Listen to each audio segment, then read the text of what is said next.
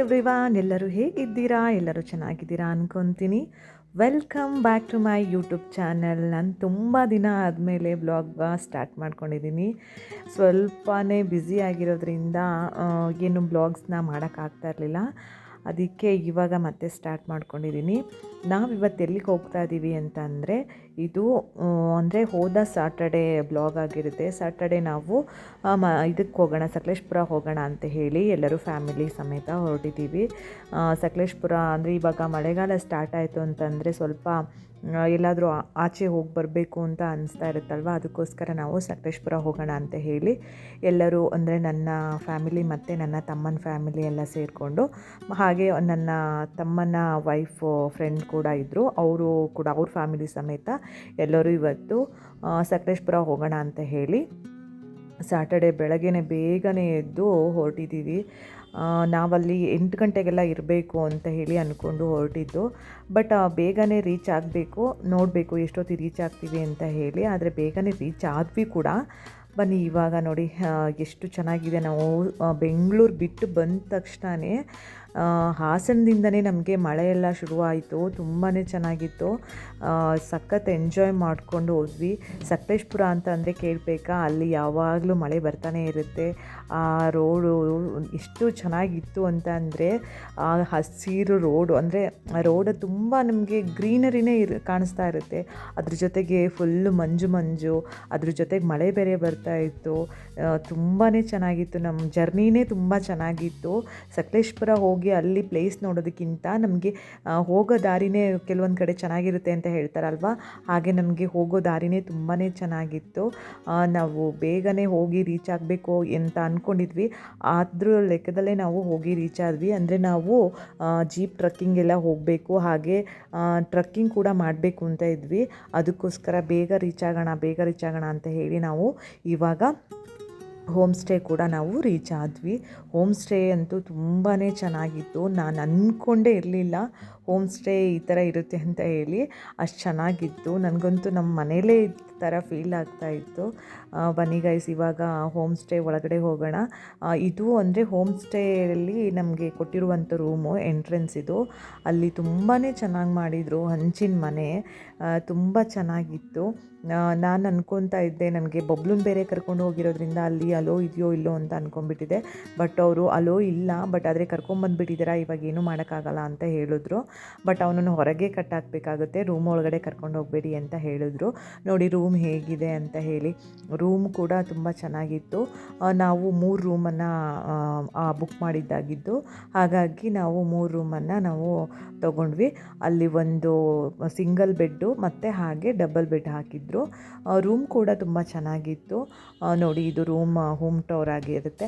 ಅದಾದಮೇಲೆ ನಾನು ಹೇಳಿದ್ನಲ್ವ jeep trekking ಹೋಗಬೇಕು ಅಂತ ಹೇಳಿ, ಅದಕ್ಕೋಸ್ಕರ ಜೀಪ್ ಟ್ರಕ್ಕಿಂಗ್ ಕೂಡ ಹೊರಟ್ವಿ. ಇವಾಗ ಎಲ್ಲರೂ ನಾವು ಡ್ರೆಸ್ ಎಲ್ಲ ಚೇಂಜ್ ಮಾಡಿಕೊಂಡು ಇವಾಗ ಟ್ರಕ್ಕಿಂಗ್ ಹೋಗೋಣ ಅಂತ ಹೇಳಿ ಮಕ್ಕಳನ್ನ ಸಹ ಕರ್ಕೊಂಡು ಹೊರಟ್ವಿ.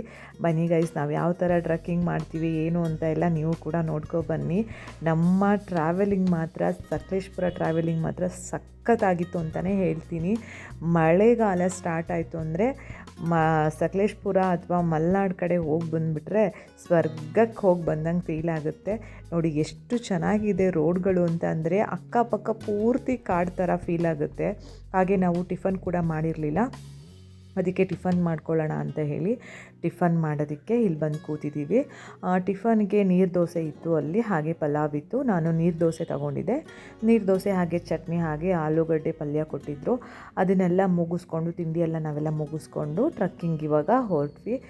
ಟ್ರಕ್ಕಿಂಗ್ ಅಂತೂ ಯಪ್ಪ ಎಂಜಾಯ್ ಹೆಂಗೆ ಮಾಡಿದ್ರು ಅಂದರೆ ಅಷ್ಟು ಚೆನ್ನಾಗಿ ಎಂಜಾಯ್ ಮಾಡಿದ್ರು. ಯಾಕೆಂದರೆ ರೋಡ್ ಅಷ್ಟು ಕೆಟ್ಟದಾಗಿರುತ್ತೆ ಅಲ್ಲಿ ಟ್ರಕ್ಕಿಂಗಲ್ಲಿ. ಜೀಪಲ್ಲಿ ಹೋಗುವಾಗ ಹೇಗಿರುತ್ತೆ ಅಂತ ಹೇಳಿ ನೋಡಿ. ಇಲ್ಲಿ ನನಗೆ ಫೋನ್ ಕೂಡ ಹಿಡ್ಕೊಳಕ್ಕಾಗ್ತಾ ಇರಲಿಲ್ಲ, ಆ ಥರ ಇದ್ದೆ. ಯಾಕೆಂದರೆ ಬೇರೆ ಇದರಲ್ಲಿ ಗಾಡಿ, ಕಾರ್ ಅಥವಾ ಬೈಕಲ್ಲಿ ಹೋಗೋದು ತುಂಬಾ ಕಷ್ಟ ಆ ರೋಡಲ್ಲಿ. ಯಾಕೆಂದರೆ ಅಷ್ಟು ಜಾರುತ್ತೆ ಆ ರೋಡು. ಅದ್ರ ಜೊತೆಗೆ ತುಂಬ ಹಾಳಾಗಿರುತ್ತೆ ರೋಡ್ ಕೂಡ. ಯಾಕೆಂದರೆ ಟ್ರಕ್ಕಿಂಗ್ ಹೋಗಿ ಹಾಳಾಗಿರ್ಬೋದು. ನಾವು ಹೋದಾಗ ತುಂಬಾ ಅಂದರೆ ಯಪ್ಪ ನಿಂತ್ಕೊಳ್ಳೋಕ್ಕೂ ಜೀಪಲ್ಲಿ ಆಗ್ತಾ ಇರಲಿಲ್ಲ. ಆದರೂ ನಾವು ಗಟ್ಟಿಯಾಗಿ ಹಿಡ್ಕೊಂಡು ಅಂತೂ ಇಂತೂ ನಾವು ಗವಿ ಬೆಟ್ಟಕ್ಕೆ ಹೋಗಿದ್ದು ಟ್ರಕ್ಕಿಂಗು, ಜೀಪ್ ಟ್ರಕ್ಕಿಂಗು. ಅಲ್ಲಿಗೆ ಬಂದ್ವಿ ನೋಡಿ. ಅಲ್ಲಿ ಬಂದು ನಾವಿವಾಗ ಅಲ್ಲಿನ ವ್ಯೂ ನೋಡ್ತಾ ಇದ್ವಿ.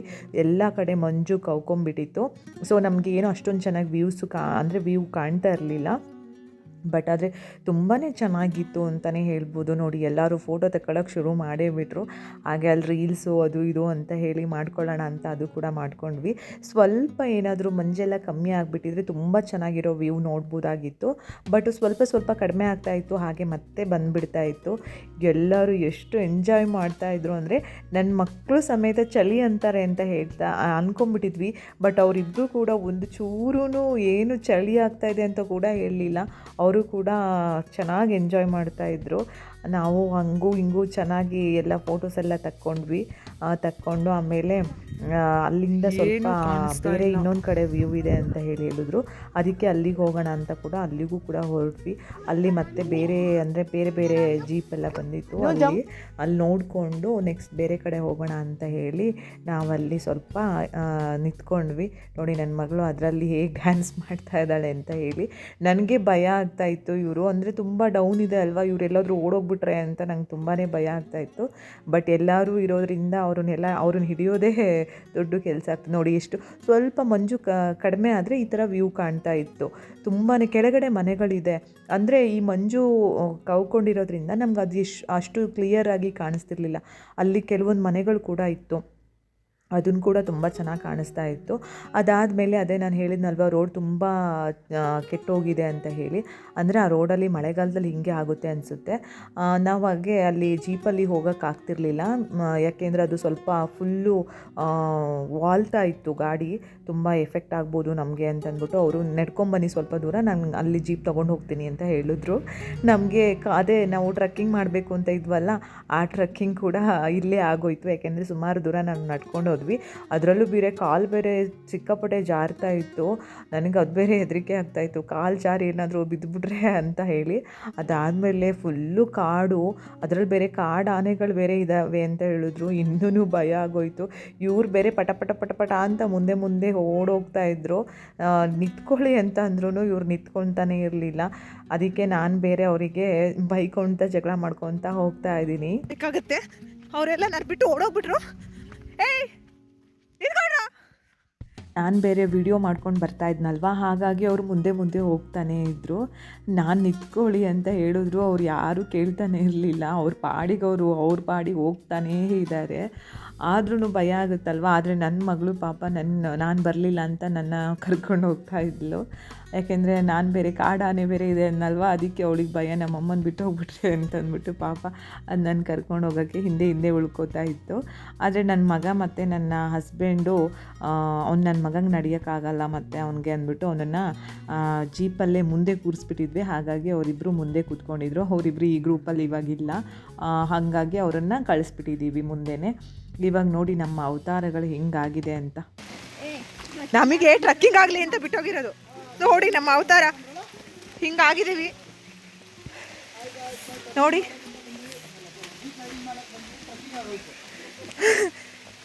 ತುಂಬ ಮಗಳೇ ಹುಷಾರು. ಗೈಸ್, ನಮಗೋಸ್ಕರ ವ್ಯಾನ್ ಅಂತೀವಿ, ಜೀಪ್ ಬಂದು ಅಲ್ಲಿ ಕಾಯ್ತಾ ಇದೆ. ನಾವು ನೋಡಿದ್ರೆ ಹಿಂಗೆ ನಡ್ಕೊಂಡು ಹೋಗ್ತಾ ಇದ್ದೀವಿ. ಜೀಪ್ ಟ್ರಕ್ಕಲ್ಲಿ ಬಂದು ಕಾರ್ ಟ್ರಕ್ ಆಗೋಯ್ತು ನೋಡಿ ಹೆಂಗಿದೆ. ಕಾಡು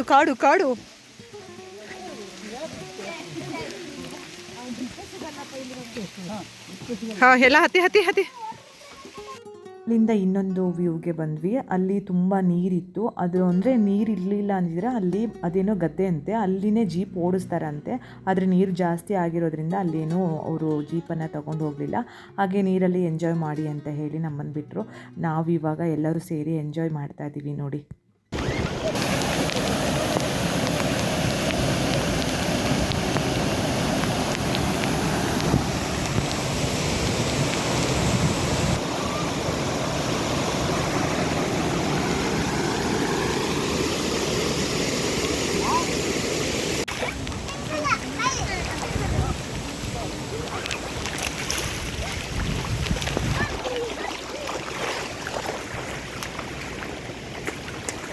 ಅಲ್ಲಿ ಹೋದವರೆಲ್ಲರೂ ಚಿಕ್ಕ ಮಕ್ಕಳೇ ಆಗಿಬಿಟ್ಟಿದ್ರು ನೋಡಿ. ಇಲ್ಲಿ ನನ್ನ ತಮ್ಮ ಚಿಕ್ಕ ಮಕ್ಕಳು ಥರ ಆಟ ಆಡ್ತಾರೋ ನೀರಲ್ಲಿ. ಅಲ್ಲಿಂದ ನಾವು ಇದಕ್ಕೆ ಏನು ಅಲ್ಲೇನೋ ನೀರು ಜಾಸ್ತಿ ಇದೆ ಅಂತ ಅಲ್ಲೇನೋ ಕರ್ಕೊಂಡು ಹೋಗಿಲ್ವಂತೆ. ಇಲ್ಲ ಅಂದರೆ ಆ ನೀರು ಇದೆಯಲ್ವಾ ಅಲ್ಲೇನೋ ಗದ್ದೆ ಅಂತೆ, ಅದು ಅಲ್ಲೇ ಇದರಲ್ಲಿ ಜೀಪಲ್ಲಿ ಕರ್ಕೊಂಡು ಹೋಗ್ತಾರೆ ಅಂತ ನನ್ನ ತಂಗಿ ಹೇಳ್ತಾ ಇದ್ಲು, ಅಂದರೆ ನನ್ನ ತಮ್ಮನ ಹೆಂಡತಿ ಹೇಳ್ತಾ ಇದ್ಲು. ಅವಳು ಅಲ್ಲಿ ಕರ್ಕೊಂಡು ಹೋಗ್ತಾಯಿದ್ರು, ಮೋಸ್ಟ್ಲಿ ನೀರು ಜಾಸ್ತಿ ಇದೆ ಅಂತ ಹೇಳಿ ಕರ್ಕೊಂಡು ಹೋಗಿಲ್ಲ ಅಂತ ಅನಿಸುತ್ತೆ ಅಂತ ಹೇಳಿದ್ಲು. ನೋಡಿ ಇವರೆಲ್ಲ ಹೆಂಗೆ ಎಂಜಾಯ್ ಮಾಡ್ತಾರೆ ನೋಡಿ, ಇವ್ನು ಮುಗ್ದೇ ಇಲ್ಲ ಆಟ ಆಡೋದು. ನನ್ನ ಮಕ್ಳಿಗಿಂತನೂ ಜಾಸ್ತಿ ಅವನೇ ಆಟ ಆಡ್ತಾ ಇದ್ದಿದ್ದು. ಅದಾದಮೇಲೆ ನಾನು ನನ್ನ ಮಕ್ಕಳನ್ನ ಇಟ್ಕೊಂಡು ಸ್ವಲ್ಪ ಆಟ ಆಡೋಣ, ಅವರಿಬ್ಬರನ್ನ ಆಟ ಆಡ್ಸೋಣ ಅಂತೇಳಿ ಆಟ ಆಡಿಸ್ತಾ ಇದ್ದೆ. ಅವ್ರಿಗೂ ನೀರು ಅಂದರೆ ಮಕ್ಕಳನ್ನ ಕೇಳಬೇಕಾ, ಅವ್ರಿಗಂತೂ ಫುಲ್ಲು ಖುಷಿ ಆಗಿಬಿಟ್ಟಿದ್ರು. ಇಬ್ಬರು ನೀರಲ್ಲೇ ಕುಣಿದಾಡ್ತಾ ಇದ್ದರು. ಅವ್ರ ಜೊತೆ ನಾನು ಸೇರಿಕೊಂಡು ಕುಣಿದಾಡ್ತಾ ಇದ್ದೆ. ಯಾಕೆ ಅಂತಂದರೆ ಅಲ್ಲಿ ಎಂಜಾಯ್ ಮಾಡಬೇಕಲ್ವ ಹೋದಾಗ ಅಂದ್ಬಿಟ್ಟು ನಾವು ಫುಲ್ ಎಂಜಾಯ್ ಮಾಡ್ತಾಯಿದ್ವಿ. ಅಲ್ಲಿಂದ ಬಂದು ಹಾಗೆ ತುಂಬ ಚಳಿ ಆಗ್ತಾಯಿತ್ತು, ಅದಕ್ಕೆ ಟೀ ಕುಡಿಯೋಣ ಅಂತ ಹೇಳಿ ಟೀ ಕುಡಿಯೋಕ್ಕೆ ಇಲ್ಲಿ ಬಂದ್ವಿ. ಅದೆಲ್ಲ ಮುಗಿಸ್ಕೊಂಡು ಮನೆಗೆ ಬಂದು ಸ್ವಲ್ಪ ಫ್ರೆಶ್ ಅಪ್ ಆಗಿ ಎಲ್ಲರೂ ಇವಾಗ ಊಟದ ಟೈಮ್ ಆಗಿತ್ತು. ನಾವು ಅಂದರೆ ಮತ್ತೆ ರೂಮ್ಗೆ ಬಂದಾಗ 1 o'clock ಆಗೋಯಿತು. ಅದಕ್ಕೆ ನಾವಿವಾಗ ಊಟ ಮಾಡೋಣ ಅಂತ ಹೇಳಿ ಹೋಮ್ ಸ್ಟೇ ಅಂದರೆ ಎಂಟ್ರೆನ್ಸ್ ಅವ್ರ ಮನೆ ರೂಮ್ಗಳೇ ಬೇರೆ ಇದ್ದಿದ್ದು, ಅವ್ರ ಮನೆಗೆ ಅಲ್ಲಿ ಊಟ ಇದ್ದಿದ್ದು ನಮಗೆ. ಸೊ ಅದಕ್ಕೆ ಅವ್ರ ಮನೆ ಹತ್ರ ಹೋಗ್ತಾ ಇದ್ದೀವಿ. ನೋಡಿ ಮನೆ ಅಂತೂ ತುಂಬ ಚೆನ್ನಾಗಿದೆ. ಇದು ಮನೆ ಬಂದುಬಿಟ್ಟು 75 years ಆಯ್ತಂತೆ ಈ ಮನೆಗೆ. ತುಂಬ ಚೆನ್ನಾಗಿ ಮಾಡಿದ್ದಾರೆ ಮನೇನ. ನೋಡಿ ಇದು ಎಂಟ್ರೆನ್ಸು.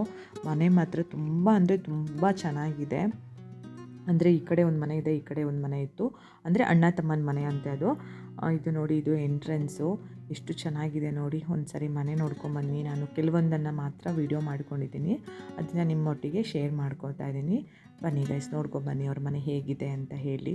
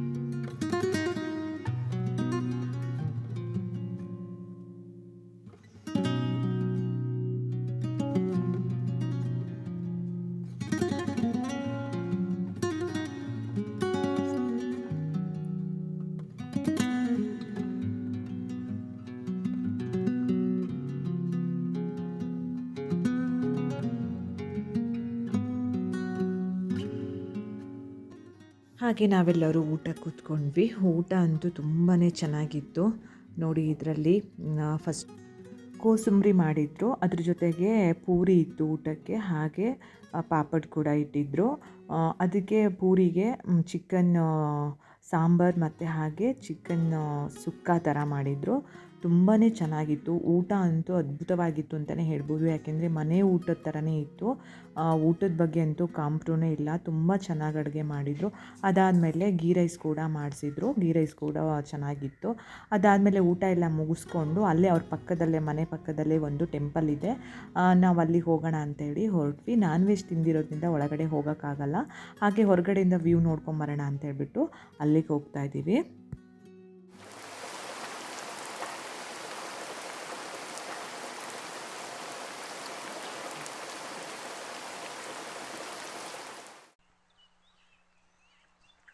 ತುಂಬಾ ಚೆನ್ನಾಗಿತ್ತು. ಮೇಲಿಂದ ವ್ಯೂ ನೋಡೋದಕ್ಕೆ ತುಂಬ ಚೆನ್ನಾಗಿತ್ತು ಈ ದೇವಸ್ಥಾನ ಅಂತಲೂ ಹೇಳ್ಬೋದು. ಯಾಕೆ ಅಂತ ಅಂದರೆ ಮೇಲೆ ಅಂದರೆ ತುಂಬ ಮೇಲಿದೆ ಈ ದೇವಸ್ಥಾನ. ಸುಮಾರು ಸ್ಟೆಪ್ ಹತ್ಕೊಂಡು ಹೋಗಬೇಕಾಗತ್ತೆ. ಇಲ್ಲಿರೋ ದೇವಸ್ಥಾನ ಬಂದುಬಿಟ್ಟು ಶಿವನ ದೇವಸ್ಥಾನ ಅಂದ್ಕೊತೀನಿ ನಾವು, ಯಾಕಂದರೆ ಒಳಗಡೆ ಹೋಗಲಿಲ್ಲ, ಕ್ಲೋಸ್ ಆಗಿತ್ತು ಬೇರೆ.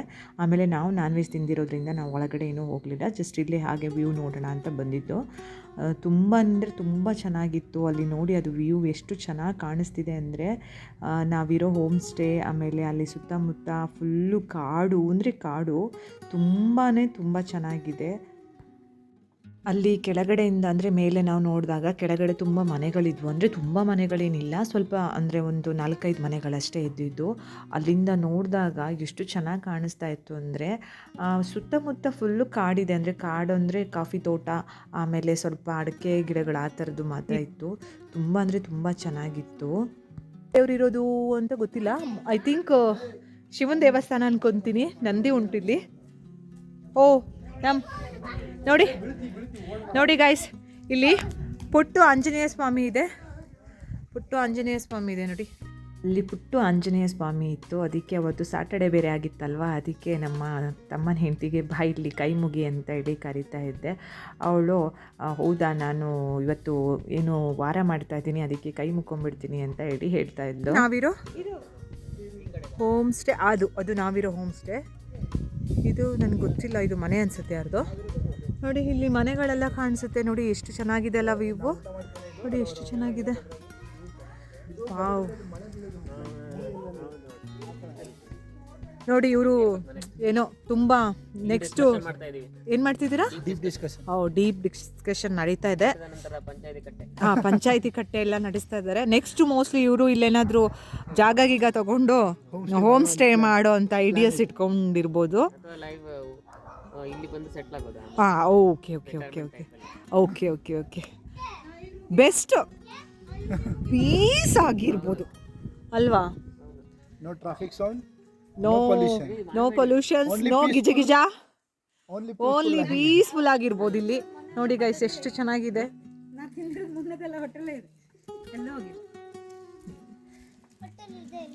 ನೋಡಿ ಎಷ್ಟು ಚೆನ್ನಾಗಿ ಕಾಣಿಸ್ತಾ ಇದೆ. ನೋಡ್ರಿ ಅದು ಮಧ್ಯ ನೀರು ಬೀಳುತ್ತಲ್ಲ ರೀ, ಹಂಗಿದೆ ಚೆನ್ನಾಗಿ. ಇದು ತರ ಹೇಳಿದ್ ನೀನ್ ಚೆನ್ನಾಗಿಲ್ಲ ಅಂದ್ರೆ ಗೊಬ್ಬ ತರ. ಈ ಹೋಮ್ ಸ್ಟೇ ನೇಮ್ ಹೇಳಮ್ಮ. ಹೇಮಕೂಟ ಹೋಮ್ ಸ್ಟೇ ಬಗ್ಗೆ ಸ್ವಲ್ಪ ಡೀಟೇಲ್ ಹೇಳಿ. ಹೋಮ್ ಸ್ಟೇ ಬಗ್ಗೆ ಒಂಚೂರು ಹೇಳಿ. ಹಿಂಗ್ ನೋಡಿ, ಹೋಮ್ ಸ್ಟೇನ ನಾವ್ ಹೇಳೋದು ಬೇಡ, ನೀವು ರಿವ್ಯೂಸ್ ನೋಡಿದ್ರೆ ಸಾಕು. ಆಮೇಲೆ ಹೆಂಗಿರುತ್ತಪ್ಪ ಅಂತ ಬಂದು ಇವ್ರ ಎಕ್ಸ್ಪ್ರೆಷನ್ಗಳನ್ನ ಇವಾಗ ನೋಡಿದ್ರೆ ಅರ್ಥ ಆಗುತ್ತೆ. ಹೌದು, ನನಗೆ ಒಂದು ಸ್ವಲ್ಪ ಭಯ ಇತ್ತು, ಅಂದರೆ ಊಟ ಮತ್ತೆ ಎಲ್ಲ ಸ್ವಲ್ಪ ಚೆನ್ನಾಗಿರುತ್ತೋ ಇಲ್ವೋ ಅಂತ ಅನ್ಕೊಂಡಿದ್ದೆ. ಬಟ್ ಊಟ ಮಾತ್ರ ತುಂಬ ಚೆನ್ನಾಗಿತ್ತು. ಮನೆಯಲ್ಲಿ ಊಟ ಮಾಡಿ ಥರನೇ ಇತ್ತು. ಆಮೇಲೆ ಹೋಮ್ ಸ್ಟೇ ನಡೆಸ್ತಾ ಇದ್ದಾರಲ್ಲ, ಅವರು ಕೂಡ ತುಂಬ ಫ್ರೆಂಡ್ಲಿ ಇದ್ದಾರೆ, ತುಂಬ ಫ್ರೆಂಡ್ಲಿ ಆಗಿದ್ದಾರೆ. ಮನೆಯವ್ರ ಥರನೇ ಟ್ರೀಟ್ ಮಾಡ್ತಾರೆ. ಸೊ ಆರಾಮಾಗಿ ಬರ್ಬೋದು. ನೀವು ಸಕಲೇಶ್ಪುರ ಬಂದರೆ ನಿಮಗೆ ಒಳ್ಳೆ ಹೋಮ್ ಸ್ಟೇ ಬೇಕು ಅಂತ ಅಂದರೆ ಹೋಮ್ ಸ್ಟೇ ನೇಮ್ ಏನಪ್ಪ? Hemakuta home stay. ತುಂಬ ಚೆನ್ನಾಗಿದೆ. ಹಾಕ್ತೀವಿ, ಸ್ಕ್ರೀನಲ್ಲಿ ಹಾಕಿರ್ತೀವಿ. ನಿಮ್ಗೆ ಬೇಕು ಅಂದರೆ ಕಾಂಟ್ಯಾಕ್ಟ್ ಮಾಡಿ. ಇವಾಗ ಹೋಗಿ ಏನು ಮಾಡ್ತೀವ? ನಮ್ಮ ಜಯಂತನ್ ಕೇಳ್ತೀನಿ ತಡಿ. ಆ್ಯಕ್ಚುಲಿ ಅವನನ್ನೇ ಕೇಳಬೇಕು. ಏನು ಮಾಡ್ತೀವಿ ಹೇಳ? ಕೆಲವು ಜನ ಮಲ್ಕೊಳಕ್ ಬಂದಿದ್ದಾರೆ ಫ್ರೆಂಡ್ಸ್. ಲೊಕೇಶನ್ ನೋಡಿ ನಾವು ಮಲ್ಗಕ್ಕದು ಹೆಂಗ್ ಮನ್ಸ್ ಬರುತ್ತೆ ನಂಗೆ ಗೊತ್ತಿಲ್ಲ. ಅವ್ರ ಖುಷಿಗೋಸ್ಕರ ಸ್ವಲ್ಪ ಹಂಗಲ್ಲ, ಈ ತರ ಮಳೆ ಬರ್ತಾ ಇದ್ದು ಈ ತರ ಒಳ್ಳೆ ಊಟ ಮಾಡಿದ್ರೆ ಇನ್ನೇನಾಗುತ್ತೆ ಹೇಳು? ನಿದ್ದೆನೆ ಬರೋದಲ್ವೇನೋ ರಾಮ್? ನಾವು ಇಲ್ಲಿನ ವಾತಾವರಣವನ್ನ ಸವಿ ಅನುಭವಿಸ್ಬೇಕು, ಎಕ್ಸ್ಪೀರಿಯನ್ಸ್ ಮಾಡಬೇಕು ಅಂತಾನೆ ಬಂದಿರೋದು. ಸೊ ಹಂಗಾಗಿ ಹೋಗೋದು, ಬೆಂಗಳೂರಿಗೆ ಹೋಗೋದು.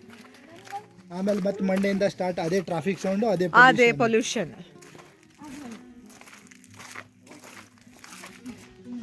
ಇಲ್ಲೊಬ್ರು ಹೋಗ್ತಾ ಇದಾರಲ್ಲ, ಅವರು ಪೆರ್ಲೆಕಾಯಿ ಕಳ್ಳಿ ಎಲ್ಲ ಫ್ರೆಂಡ್ಸ್ ನಾನು ತೋರಿಸಿದ್ದೀನಿ, ಅವ್ರಿಗೆ ಸಿಕ್ತು ಅಂತ. ಅವ್ರು ತಿನ್ನಿ ಅಂದ್ರು.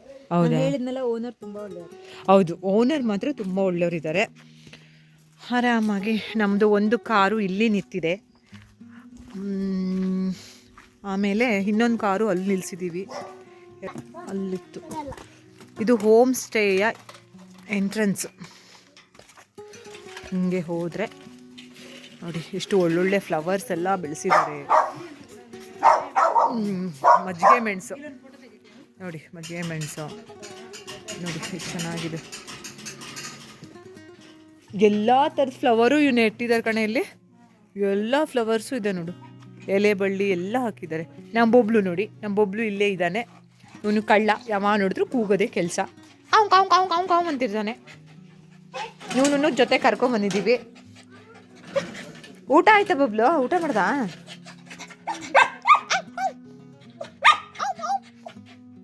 ಇವಾಗ ರೂಮಿಗೆ ಬಂದು ಸ್ವಲ್ಪ ಹೊತ್ತು ರೆಸ್ಟ್ ಮಾಡಿ ಮತ್ತೆ ಎಲ್ಲಾದರೂ ಹೋಗಿ ಬರಬೇಕು. ಇವತ್ತು ಸ್ವಲ್ಪ ಪ್ಲೇಸಸ್ ಕವರ್ ಮಾಡಬೇಕು. ಆದಷ್ಟು ಟ್ರೈ ಮಾಡೋದು ಇವತ್ತು ಎಷ್ಟೆಷ್ಟು ಪ್ಲೇಸ್ಗಳನ್ನ ಕವರ್ ಮಾಡೋಕ್ಕಾಗುತ್ತೆ ಅಂತ. ಇವಾಗ ಟ್ರಕ್ಕಿಂಗ್ ಮಾಡೋಣ ಅಂತ ಹೇಳಿದ್ದಾರೆ. ನಾನು ನೋಡಬೇಕು ಹೇಗಾಗುತ್ತೆ. ಬೆಟ್ಟನ ಚಿಕ್ಕ ಬೆಟ್ಟ ಯಾವುದಾದ್ರೂ ಇದ್ದರೆ ನೋಡೋಣ ಅಂತ ಹೇಳಿದ್ದಾರೆ. ಯಾಕೆಂದರೆ ಮಕ್ಕಳಿಗೆ ಹತ್ತಕ್ಕಾಗಲ್ಲ ಅಂತ ಹೇಳಿ. ಆದರೆ ನನಗೇನೋ ಡೌಟ್ ಇದೆ, ನಾವು ಟ್ರೆಕ್ಕಿಂಗ್ ಹೋಗ್ತೀವಿ ಅಂತ ಹೇಳಿ. ನೋಡೋಣ ಎದ್ಮೇಲೆ ಎಲ್ಲೆಲ್ಲಿ ಹೋಗ್ತೀವಿ ಏನು ಅಂತ ಹೇಳಿ. ಮಾರ್ನಿಂಗ್ ಬೇಗ ಎದ್ದಿರೋದ್ರಿಂದ ನಿದ್ದೆ ಬೇರೆ ಬರ್ತಾಯಿತ್ತು. ಜೀಪ್ ಟ್ರಕ್ಕಿಂಗಲ್ಲಿ ಹೋಗಿ ತುಂಬ ಸುಸ್ತು ಬೇರೆ ಆಗಿತ್ತು. ಇವಾಗ ನಿದ್ದೆ ಮಾಡಬೇಕು ಹೋಗೋದು ಅಂತ ಆಮೇಲೆ ಡಿಸೈಡ್ ಮಾಡ್ಕೊತೀವಿ. ಆಮೇಲೆ ಎಲ್ಲಿ ಹೋಗೋದು ಏನು ಅಂತ ಆಮೇಲೆ ನೋಡ್ತೀವಿ. ಇವತ್ತಿನ ಬ್ಲಾಗ್ ಇಷ್ಟ ಆಗಿರುತ್ತೆ. ನೆಕ್ಸ್ಟ್ ಬ್ಲಾಗ್ನ ನಾನು ಮತ್ತೆ ಹಾಗೆ ಕಂಟಿನ್ಯೂ ಮಾಡ್ತೀನಿ. Thank you all.